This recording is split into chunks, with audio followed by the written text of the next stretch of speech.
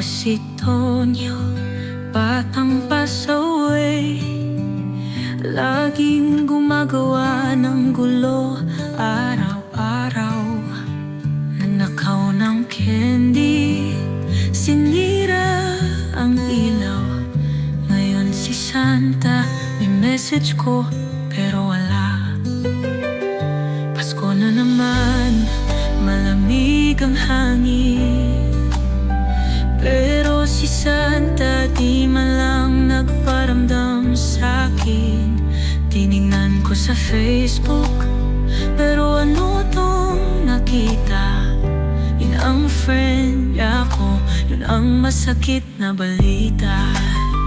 In-unfriend ako ni Santa ngayong taon.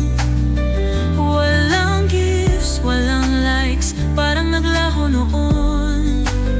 Ngayon ay nasa simbahan, taimtim na nagdarasal, umaasang patawarin sa nagawang kasalanan. Naisip ko tuloy, saan ba nagkamali? Bakit parang Pasko'y walang kulay sa sarili?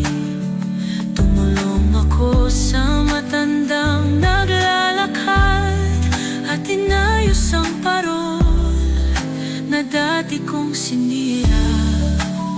Sabi ni Father, anak, kaya mong magbago sa pagmamahal at gawa ang tunay na Pasko. Narinig ni Santa ang balita sa malayo, at naisip niya may chance pa si Tonyo. Inadulit ako ni Santa ngayong taon. May pag-asa, may saya, may bagong panahon. Ngayon ay nagbabahay-bahay, nag-aalay ng saya. Puso ko'y nagbago, puno ng ligaya. Ngayong Pasko, natutunan ko ang halaga ng love at pagiging totoo. Hindi sa gifts o likes ang tunay na saya. Nasa puso ang diwa ng Pasko talaga.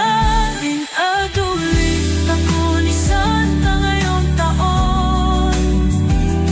May liwanag, may saya, may bagong panahon. Ngayon ako'y naglilingkod sa kapwa at Panginoon. Ang Pasko ko'y tunay, puno ng pagbabago. Kung ika'y na-unfriend tulad ko noon, may oras pa para magdasal at bumangon. Ang Pasko'y nasa puso at kabutihan.